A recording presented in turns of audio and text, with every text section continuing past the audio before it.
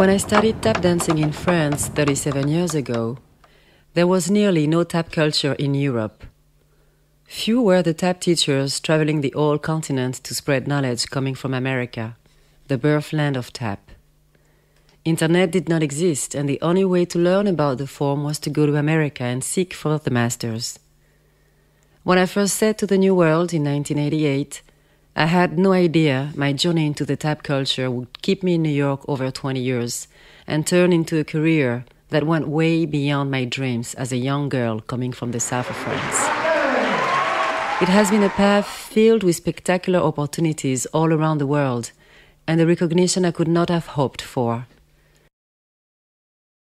Yet, I always felt a form of emptiness due to the persisting difficulties to bring back my art towards my homeland. Today, however, tap is going global. Massive tap communities have grown in South America, Japan, Australia. Europe also is catching up with the global tap movement, adding its own diversity to the mix. Slyde Institute started in Barcelona in May of 2010 as an educational project which consisted in monthly conferences, workshops and tap jams. It came up in the midst of a changing tap landscape in Europe, a full-blown world crisis, and at a turning point in my life and career. My interest for flamenco and Arabic music had brought me to Barcelona 5 years previous to Slyde Institute's start. Through the gracious fundings of the John Simon Guggenheim Foundation, I had been developing new work with a small company which I had formed with Catalan tap dancers. The work toured several European countries, the east coast of the United States and Canada, generating more fundings until the crisis made itself severe, particularly in Spain. In early 2008, the show stopped in the depth of the crisis. I gave birth to a child born with Down syndrome, and so all my activities stopped. Producing work on this side of the water simply became a utopia.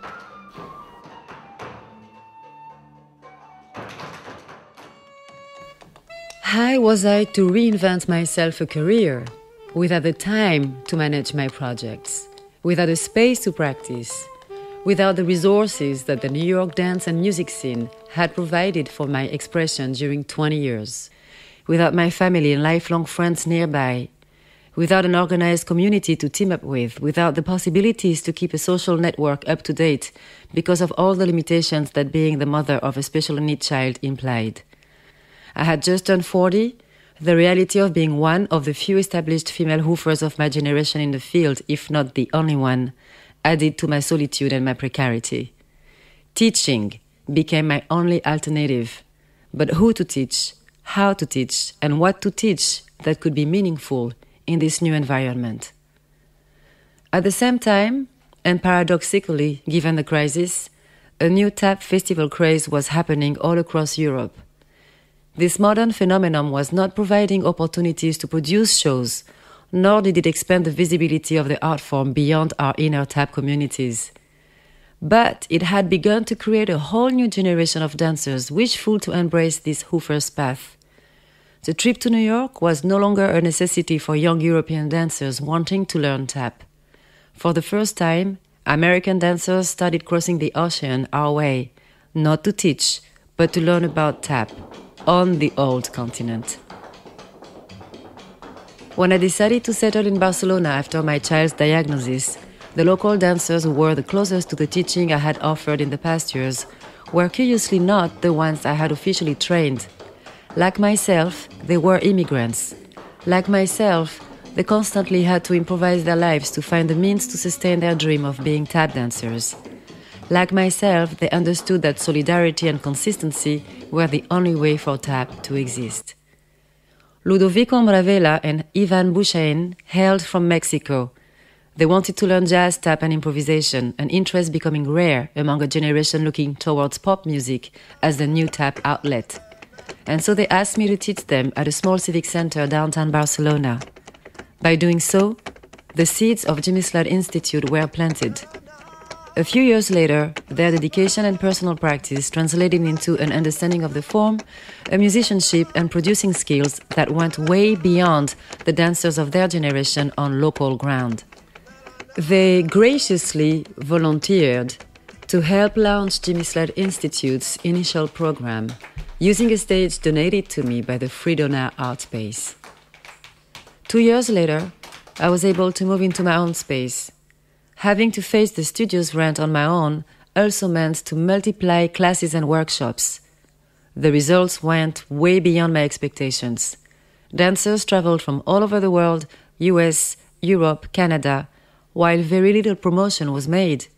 I remodeled the space, broke walls, expanded the dancer face, comforted with the thought that Slyde Institute did have a meaning for many more people than I had initially suspected.